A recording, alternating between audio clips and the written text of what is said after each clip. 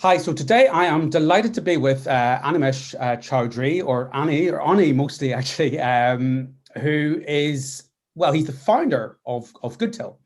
And he's got a nice, interesting story. And what I like about the story is that a lot of it comes through from actual hard craft in retail and hospitality before he started. Came across from Bangladesh about 16 years ago, is that right now, to study AI and robotics, which sounds very impressive, then becoming a software and web developer upon graduating. He worked then in a supermarket by day and a restaurant in the evening, good solid hard graft. During that time in both retail and hospitality, he noticed that the point of sale environment just wasn't helpful or intuitive for anybody. And I was operating myself at that stage, and he's absolutely correct.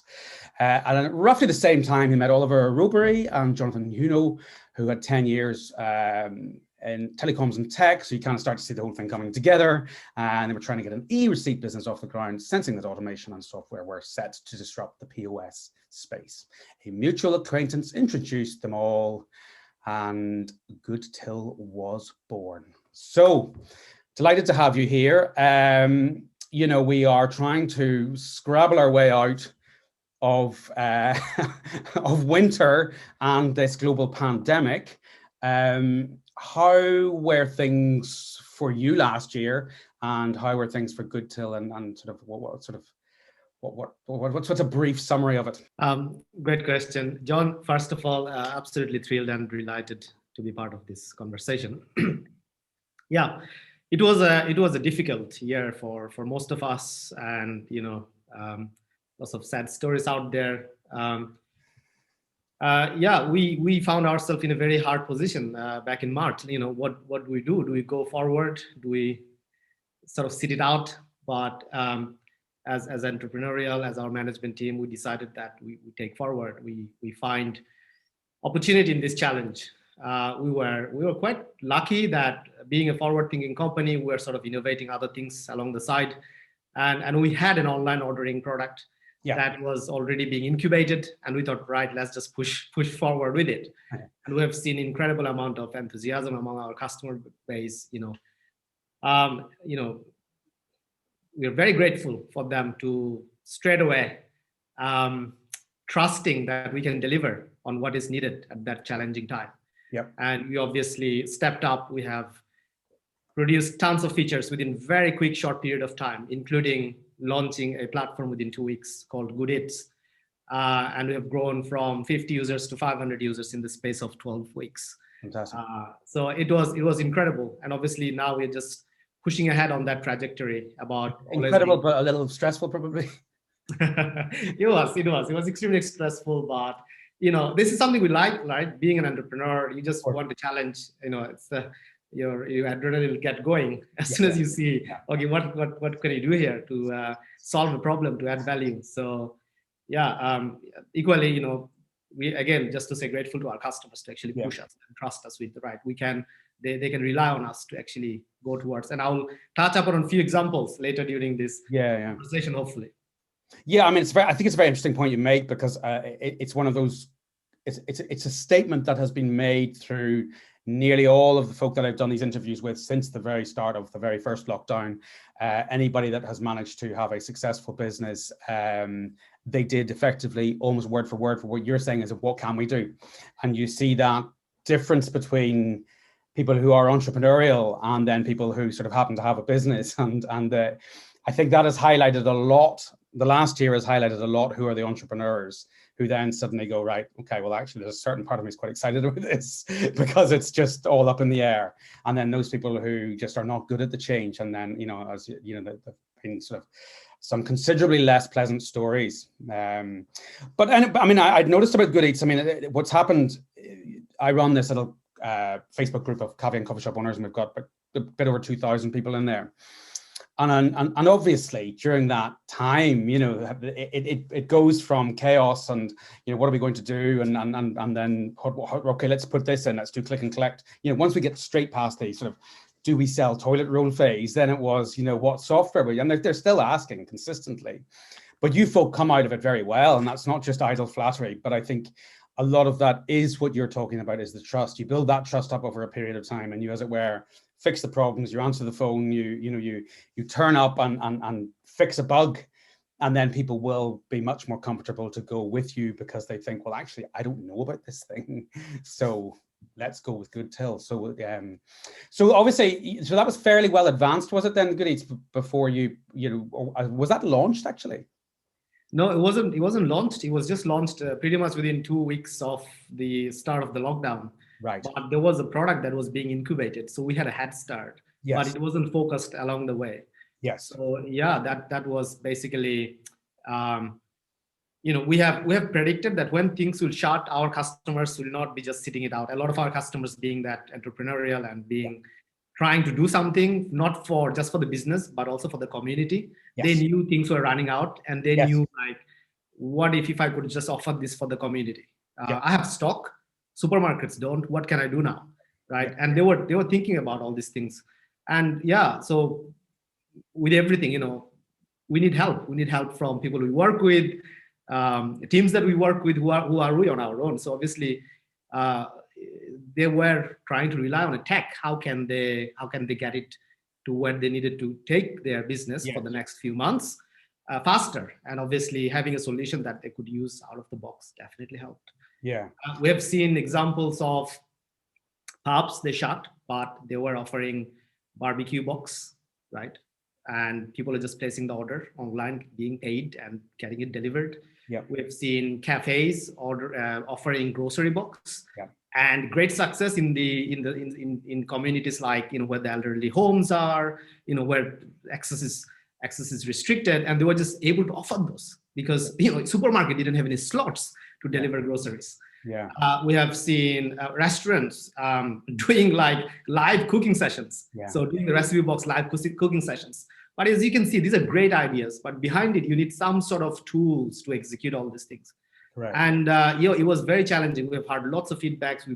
I've been hearing, I was on calls a lot. I've been hearing people wanting to do all these things, our great customers wanting to do all these things. And it was about, right, we cannot say no, because that's now our job, is to enable them to do exactly that. So what can we do? Build more tools, just expand the product ranges, expand its use case so that our customers can do all these great things. Yeah.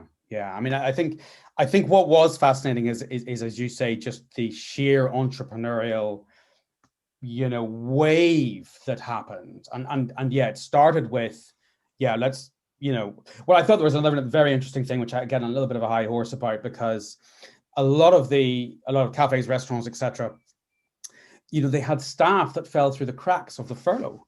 So just shutting wasn't really an option. It was an option, but then they would have to actually let people go. And I think that's what drove some of that initially. They thought, well, actually, you can't get into the supermarket, but we've got loaves, we've got flour, we've got all of these things. And then, as you say, well, how do we actually manage that in terms of selling it? Because our systems don't work. And then, of course, it expanded onto all of those other areas. I have a sort of a mind map of 15 different kind of brand and revenue extensions that basically evolved out for the cafe restaurant world and pubs too in the last year that just didn't happen before. As you say, pubs, local cafe here does a deal with the butcher and creates a barbecue box. So I think there's been some lovely community stuff like that that's gone on, as well as you say, also helping to feed the community and checking in on old ladies and old men, and I think there's been some lovely stuff like that. That hospitality has risen to the challenge well. So tell me exactly then what GoodEats can do. Does that what part of that does that cover of the whole of all of that, and it covers the delivery aspect too? Yes, that's right. Like when we started off this product, we never thought that we'll be offering grocery box. It was basically on demand. It was like Just Eat. It will be on demand. People ordering lunch right now, they want it within 20 minutes. But as you can see, the challenge was very different. Our customers needed pre-orders because they will not be, they will not be able to deliver a grocery box in half an hour. They will do it tomorrow. They will do it on Wednesday. There were some grocery stores that were only offering deliveries on Tuesday and Friday. So obviously our system had to cater for it. Yep. There were things about how people choose products, how the categories are managed. how the modifiers are managed. Yes. All that thing would have to be there. And the concept of pre-ordering is slightly, it sounds simple, but when you think about different delivery time and slots, it can get complicated. And also capacity, right? You cannot deliver 100 boxes of deliveries in an hour. You're a small shop, you only have one van, you might do 4. So there is that concept of capacity per hour. Yeah. And then as you have sort of gone into the lockdown and about to open up, and it became apparent that, okay, table service is going to be a thing. Yeah. So, we had to then very quickly define what the delivery service is. And we had things like, so we could do collection, delivery, but then we had to also offer drop-off. So it's not just taking the food to the table, but it could be also taking the food to the car park, taking the food to that block over there, which are in close proximities. So you don't actually need an address. Like, create a really nice, quick user experience for the end users to get that happen. Mm-hmm. And also we thought, the fact that, yes, all these nice systems and tools exist, but what if all of it under a platform? So GoodEats is a platform. That means the end users, they can see a wider picture. When they go to GoodEats, they can see the local cafe, local butchers, local groceries that are ordering from there. And that's opens up that opportunity. And we have scaled the end user base almost 1,000% in over 3 months. That was incredible journey. Again, that's very interesting. It was not done unless our customers didn't challenge us. I'm sort of guessing you had a few late nights. Oh many. That's right. I'd rather not go into that, but equally, well, I imagine you had to persuade other people to do a few late nights. we're all doing it, I guess. But that was fun. It was fun because you could see how everyone's benefiting from it. So the table ordering, did you have that before, as part of the system before COVID? We sort of had the concept, but we didn't define it and we didn't flash it out. So these are the really quick things we had to do. We were just going through features.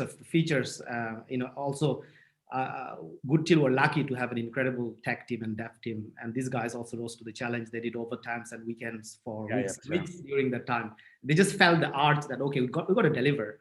We are creating something here. We are doing something for the community as well. So the table service was then defined about areas, drop-off points, the QR code concept. Oh, I see, right. All that.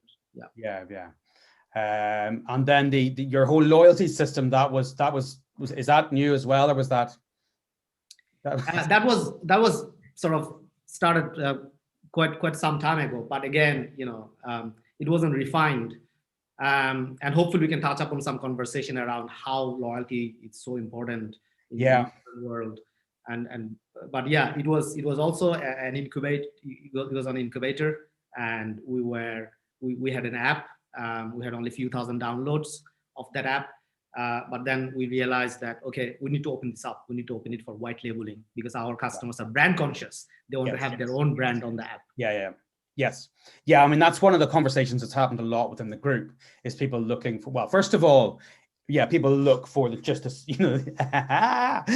they just look for a solution. And then, you think, well, actually, there's an opportunity here, but I kind of want it to be fitting within the brand because, I think initially what you had was people who were perhaps very brand aware, had a strong brand. And doing flour and eggs and milk and so on, that didn't damage the brand because it was just helping out.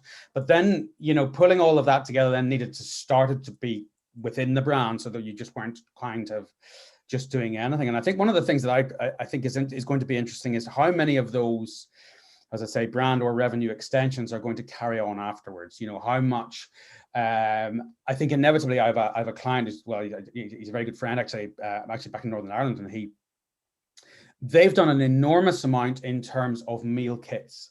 Not actually meal kits, but they have there's another part of their business where they're doing full meal kits. And that's a, fine dining restaurant that did extremely well with meal kits. And there's been a lot of that out there, but they are doing part cooked meals.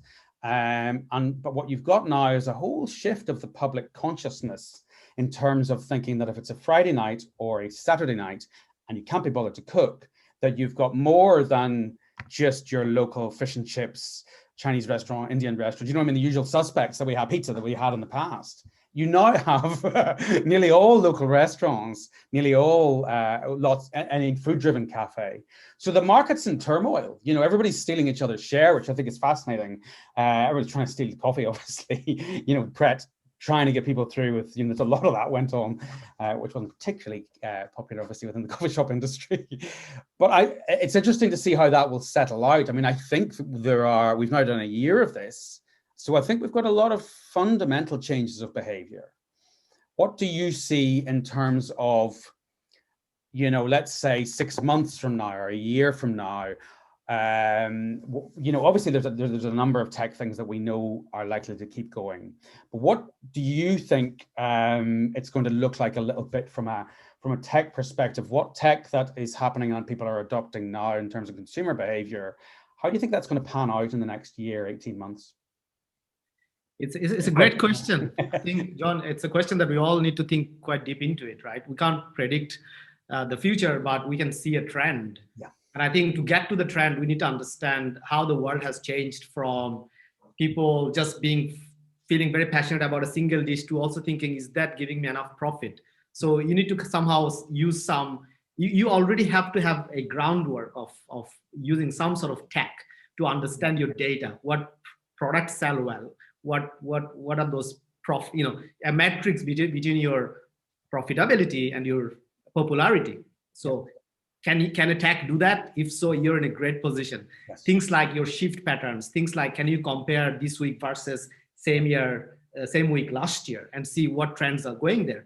So you've got to have a trend to actually, you've got to have a tech to understand all those things so that you can think about, how do I predict? Because, you know, no one is wizard, right? We need to predict something. We need to have some background. So it's really important to utilize some data-driven tools. Yeah, sure. To come up with those. And then once you have that foundation, then you can think about, right, where is this going? And also bring another perspective about consumers getting more conscious. They're talking about, you know, reducing carbon footprint, organic, ethical. Is there a story behind the brand? You know, yes. What I really feel passionate about, and this is a same. Obviously, sorry, just to tell a sidetrack a little bit. One of the high point of GoodTill is obviously being part of SumUp now, which gives us a lot of booster power to take the growth forward. But the reason it's so exciting is because we both of this brand, both of this company, which is now a same company, we have the shared belief of helping small merchants. Right. So what I feel, and us as a team, we feel passionate about is a diverse, unique high street where lots of individuals and small and local businesses thrive. Yeah. And how do we make sure that happens if these businesses don't understand digital, don't understand tech? Yep. I think a shift towards achieving digital maturity is a must. Yes. Once you do that, you would know the trend. You would know what message to push. You will have a channel to the end users, to the consumers, to push that message and create that brand value. And then you can clearly say, right, I can compete with the multinationals of such as Starbucks, because I can give my customers the same tool that Starbucks is giving, which is an app. You can order on the app. I can send you push notifications on the app. I can send you details of the events and communications, you know, and then you create that retention piece. So I think if I have to predict something, given some of this background, it is that a lot of focus will go towards retention of customers. Yes, I completely agree. So I was going to question you there in terms of what digital maturity means, but do you mean then sort of a much greater integration of all of the different things, or is that what specifically define digital maturity to me? That's a great question. I think it's not just the epos. You need to understand like the whole ecosystem that comes in place. Yeah. So a conscious merchants need to understand, you know, I don't do bookkeeping on piece of paper anymore. You know, can my tech connects with another tech where all this data can just pass together? Yeah.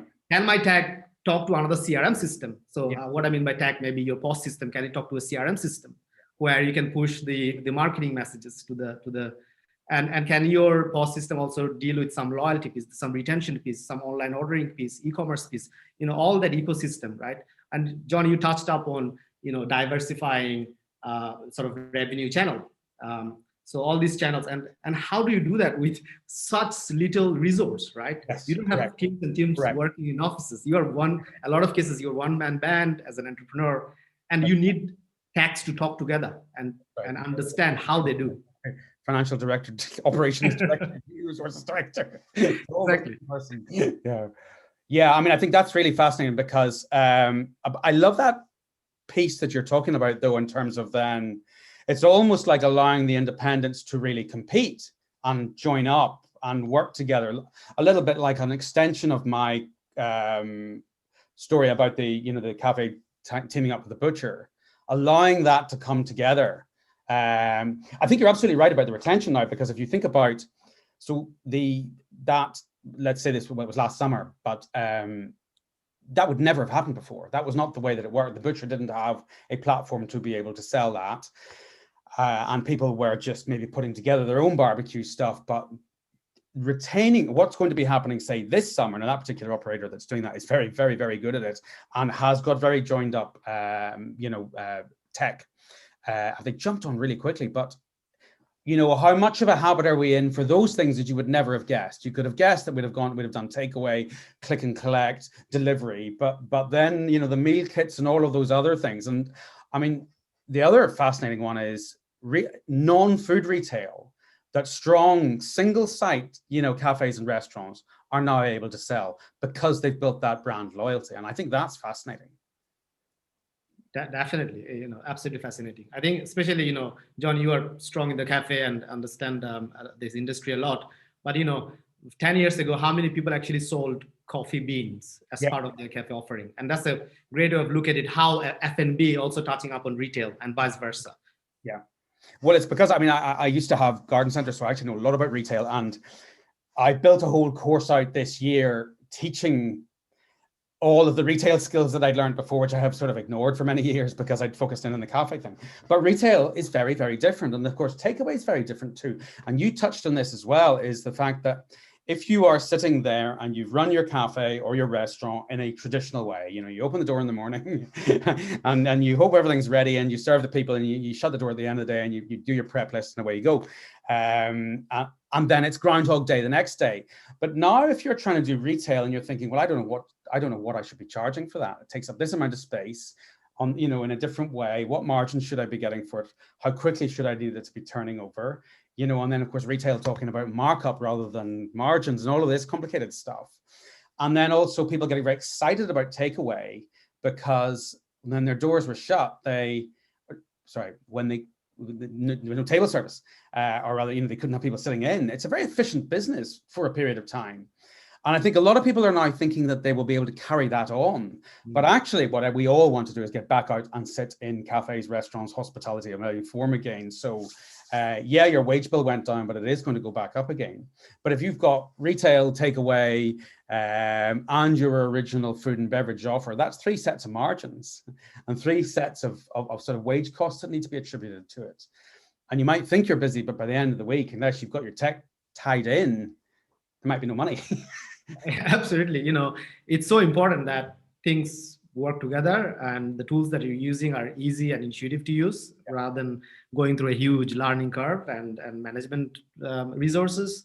And also, at the same time, it's about just being an owner, just taking a back, sort of taking a step back and looking at the overall picture, right?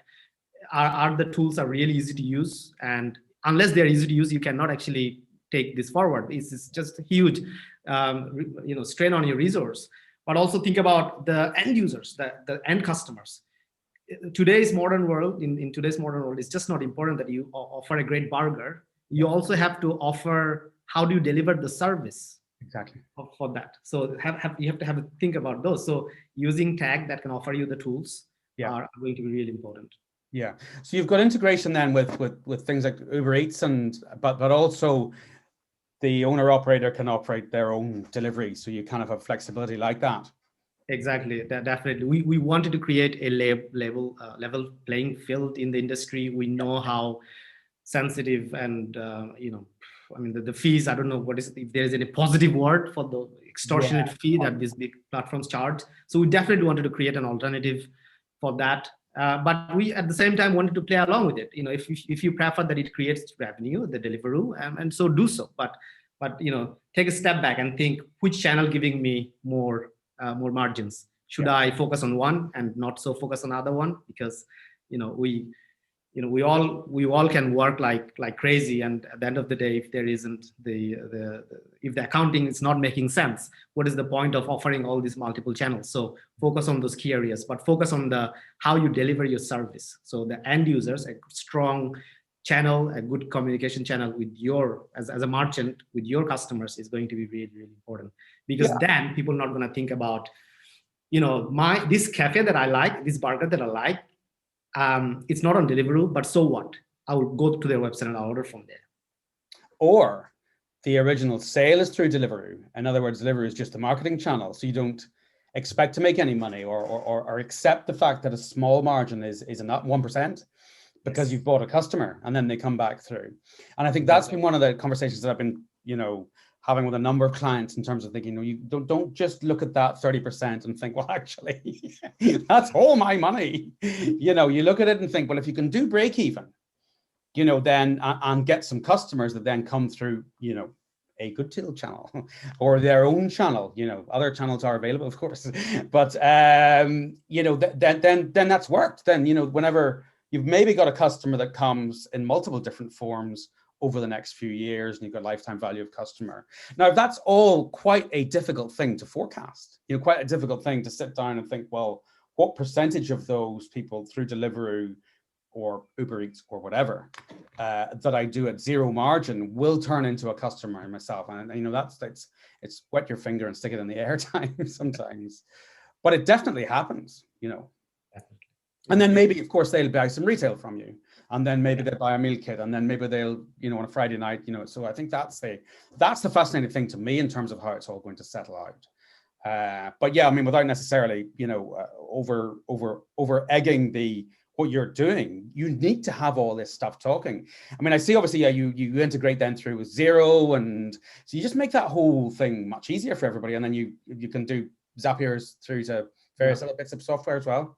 Yeah, definitely. I think I'm quite surprised that we do Zapiers. Yes, that's a great tool to do whatever you like. We want to offer that access to data to our customers in whichever shape or form they want to use it, and consolidate data from multiple resources. So we offer BI tools, and you can do Google Data Studio, and you can get data from Facebook and your other marketing channel and see how that trends fit, your returning customer versus your new customers, and push messages so that you drive that spend per head, all that thing. And it's great. And we feel like we're only getting started as a one-stop shop for your data. We want to be in a position where we could say, you come to our dashboard and the health of your business. That's our vision going forward. How well you're doing. Because you hear a keyword every now and then these days, don't you? Like machine learning. And obviously, we don't expect our customers to go into that route now. We're just trying to see how we can utilize and create trends for our customers to follow and then make decisions on that. So yeah, we are. I feel like every couple of years we are just getting started. There's just so much to do. I mean, I suppose that. Yeah, I mean, if you've got a background in AI, actually, in all seriousness, it's probably very, there's a whole chunk of you must have been, in terms of the way that you think, has been projecting forward for a long time now. I'm not age you, but so therefore, trying to view how these things do all fit together, and I mean, I'm always fascinated by I'm not more than fascinated. I'm very strong on clients trying to put in a dashboard so that they can measure, ultimately, the bottom line. But, of course, because you have other issues as well with something like retail, is that people forget that actually in our garden centres, we had £500,000 worth of retail stock generally at any one time. That's really expensive, to fund. And so retail has all sorts of additional expenses that people don't quite initially think. But you then are supposed, I mean, I don't want to put you in the spot, but I'm assuming then by continually integrating this together then, and integrating the stock management as well, you can then have your stock management and then integrating through rota costs. You can have a fairly accurate P&L, almost the touch of a button if everything's talking to each other properly. Yeah, absolutely. You touched upon a very strong point there. A lot of businesses run without understanding the GP, and it's just a key measure, right? Every week you do your stock take, you know your wastage, you know your staff cost, run your GP, see how it feels, and look at the tolerance. Hopefully everyone can trust their stuff, but at the end of the day, you see the discrepancy of what you sold, what you got left, and what's not selling. Because if it's not selling, change that, right? You don't want to waste your shelf storage. Particularly retail, yeah, Yeah, particularly it's so that's the important. thing, you don't just let it sit out there. It's like the analogy that I use is that people, when they're starting to do retail now, they've got to think like that car salesman in the showroom. That car sits too long, they'll sell it at a loss because they need something in there to come through. So fixing all of those pieces together is vital.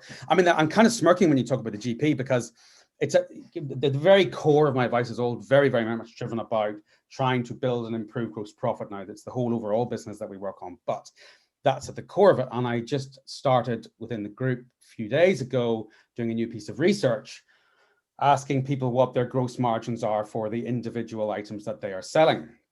And actually, there are more items, of course, than there were this time last year, because if you've gotten on, but it is astonishing how many people, I know the answer to this because I've been doing this as a consultant far too long, and I lost my first business by not, we grew very, very fast. And we just didn't keep we ran out of cash. Now, we were actually profitable the whole way through, but we ran out of cash, which then very quickly makes you think, okay, these numbers matter. When you have to lay 60 people off and sort of stand there humiliated after your car's been repossessed, at the age of 28, you go, right, okay, yeah, I made a mistake there. Numbers. So the dashboard thing to me is vital. But people, this business is driven by passionate individuals who love food and beverages in whatever forms. And sometimes my very first client used to use a line to me where she would say, "Oh, you're going to do that percentages thing to me, aren't you? Don't do that percentage." I sort of have to. So I think, if we take that as a lot of the industry, particularly, single site independents being not financially savvy.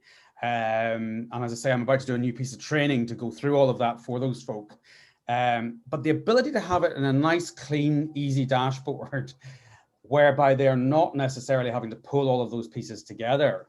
And it's stock driven, of course, because, it's vital.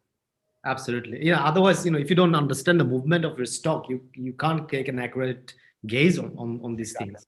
Exactly. So yeah, it's not just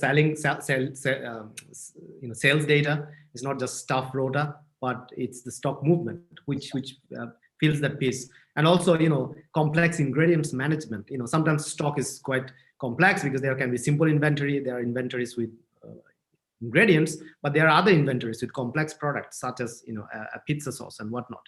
Yeah. So understanding those are so important. And yeah, I think people do get overwhelmed by all the data that are being available. But if you could just focus on the high value items, it's your spirits or your specialty cold drinks or soft drinks. Just focus on a couple of those categories, and then you can see, the discrepancies coming there. And just have in mind that the industry standard is for alcoholic drink is 3%. Anything below that, I should be concerned.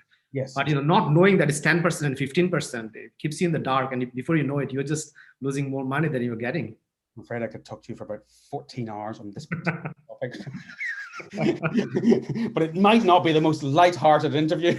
Yeah, but I've done it so often in terms of going in and putting in, stock-driven P&L systems for people, and we've gone in, I did a huge piece of work for the NHS without necessarily giving away it went from a very, very severe loss, over £20 million worth of turnover, through to quite a substantial amount of profit or contribution back into the NHS. The major thing that we did was put in a weekly stock-driven profit and loss, and because everything feeds back off that. And obviously there's a lot of training through with the managers to understand that piece. But yeah, if you people work very, very hard in this industry.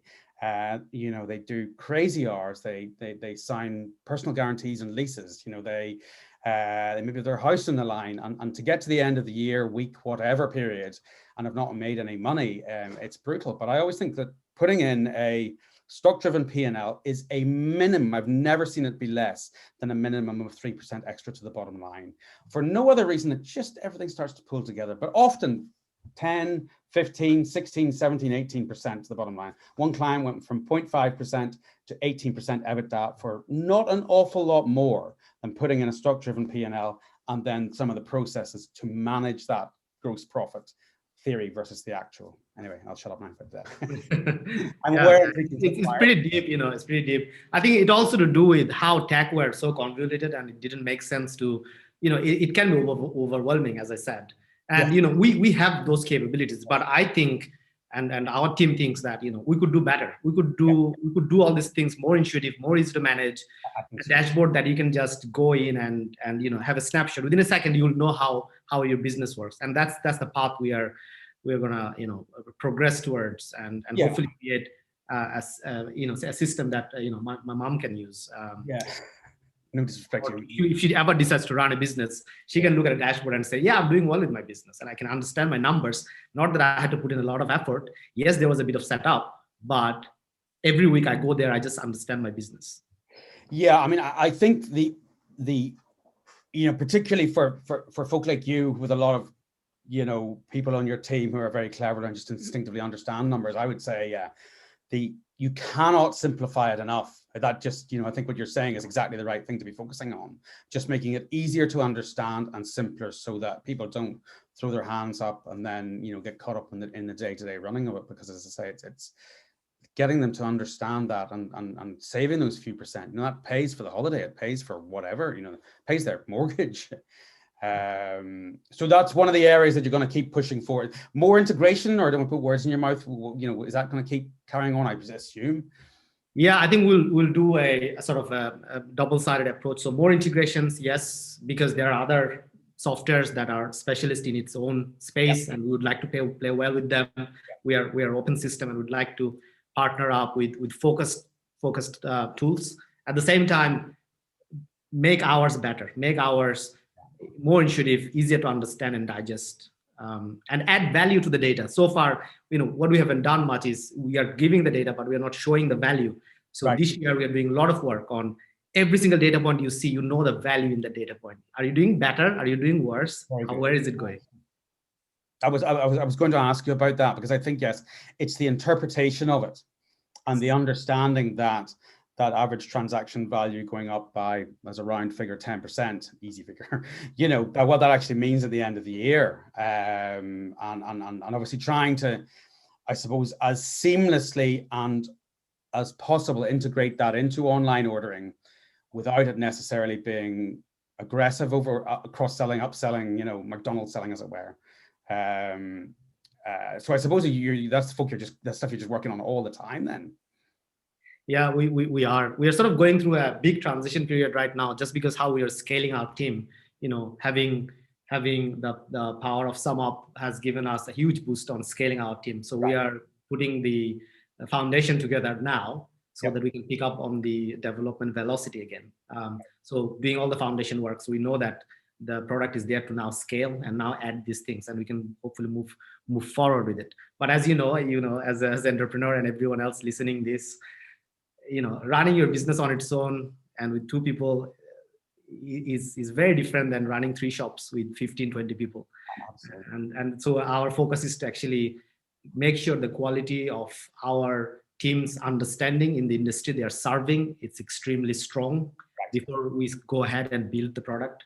And also, you know, having the skilled team members across the team, not just for the dev team, but also for our support, you know, for our install, for our business dev, and it's extremely vital that we scale the whole company across in a high standard.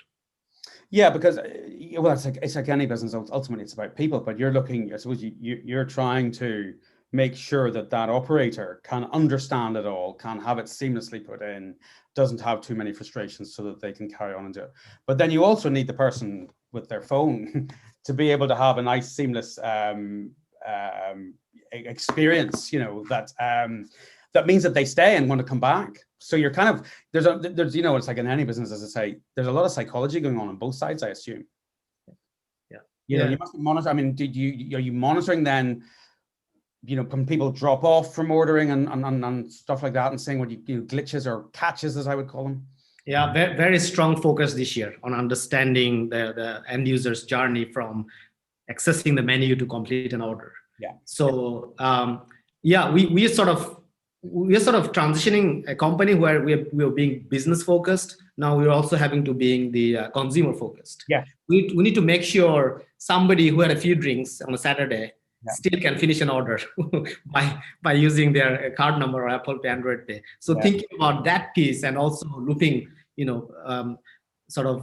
finishing that puzzle and putting that puzzle together is going to be very important. And that goes with the SumOps vision of bringing the merchants and the consumers together and closing that loop, and offer that experience, and we're gonna all benefit from it eventually. You don't want segregated system that does different things. So yeah, this year is all about, we're putting a lot of thinking now. And yeah, as I said, every year I feel like we're only getting started, and there's just so much to do. I have to say, it sounds like there's a lot going on in terms of each part of it. Definitely, there is. Yeah, there are a lot going on. But yeah, we're up for the challenge, and it's just exciting. The trust that our customers have given us, and every time I see a new Trustpilot reviews, that is my booster for the day. And it's just amazing that all the team just feels that. And how do we do more? Because we can still see how the high street is being affected by business just going out of or multinationals just taking over, and just because they have all these fancy tools and data. And how do we keep this the high street diverse and independent, and supporting the local and the small merchants? So yeah, that is the bottom line. And obviously, to achieve that vision, there are so many things that needs to put together. There's no doubt. But we are at a good position, I think. Resource not being the problem, not being the issue, we're in a great position to offer that value. Yeah, well, that's fantastic. Because that's not everybody can say that. But I think I can't express how important I actually think that piece is that you're doing, because it was one of my major concerns pre-budget, and something that I've been talking about for a long period of time. When you've got the likes of, and this is not chain bashing, but when you've got the likes of Nero capable of doing a CVA, maybe depending on Mr. Sugar, to just wipe out rent debt, that the small independent chain just does not have the clout to do that, because it's an expensive thing to do. I was really concerned that we were going to end up with a homogenized high street of just big brands and losing all of that independent flair. Now, I feel an awful lot more confident about it now, because I think one of the things that's going to come out of this, and again, I think it's interesting because obviously it's the sort of thing that you folk would be then linking through to, is I think we're going to have people who've lost their jobs but are passionate for food, who will then get their kitchen converted properly into a proper kitchen, and then are then able to supply unique and interesting products through, possibly for consumption on premises, possibly for consumption in retail. So there's going to be a reinvented sort of high street, hopefully, but actually nothing like the doom and gloom in terms of independent, operators that I maybe felt, a few months ago. You're absolutely right, John. I think also credit to the consumers. They feel about the need of supporting the community. And they are not always going to just go for the cheapest thing in the high street, right? Or the most efficient place in the high street, but they do care about a story and a unique angle. Yep. So as a business owner, that's what we have to focus. How do we create that, and how do we communicate that with the end users, and also offer great drinks and foods, obviously, which is at the heart of everything. Yeah. But you're absolutely right. The story piece, I've done quite a lot. I have a branding design guy that I use. I've done a lot of work for years now, and we've done a lot of rebranding during the last year. And the understanding of people about the story, and the fact that actually, yes, the general consumer really is buying into the independent thing, and then that brand story needs to work through, and then whatever else you sell off the back of that. And my hope, and I'm sure it's yours too, is that stays as vibrant afterwards, that we stop just demanding, metaphorically, strawberries all year round, that we are more locally focused in terms of supporting those local businesses. And I feel pretty bullish about it, but time will tell. Yeah. Well, look, thank you very much for your time. Anything else you wanted to add before we wrap it up? Well, just finally, again, gratitude to our customer base and obviously the consumer base that we are also catering for now. So, I hope that together we'll exactly create that vibrant high street with lots of small businesses, and and back the community, because that's what creates that that happy high street. Yeah, absolutely. Oh, it's huge, because again, I could down a big route in that, but I think the mental health aspect of that is enormous. I think there's an awful lot of people maybe living on their own, and their local hospitality businesses, that are independent and really care and remember the name and all of those things. It really matters, I think. So I think that sort of sub-initiative, as it were, or maybe you probably don't see it like that, but that you're doing in terms of trying to integrate that all together, I think it's a genuinely good thing for communities. And it's going to be, again, interesting, and again, we could talk on too long here, but it's interesting to see how much, the office versus, neighborhood coffee shops work. Well, we know the short-term version of that's going to be. Were you folk always, do you a lot of remote working, or were you a big office somewhere, or how is your business coped from that perspective? Yeah, we also had to learn and adapt ourselves to do a lot of remote working. Yeah, before we were based in a couple of offices, but some up have got offices in over dozens of countries. So we naturally have to progress towards more remote working, more sort of aligned on the project and deliverables, rather than everyone just coming to the office. Although we do miss it, we do miss that human connection. So we should we're looking forward to the reopening where we can. Yeah, there's only so much of this. It's that weird thing of staring at yourself the whole time that we've all got to get out of the habit of.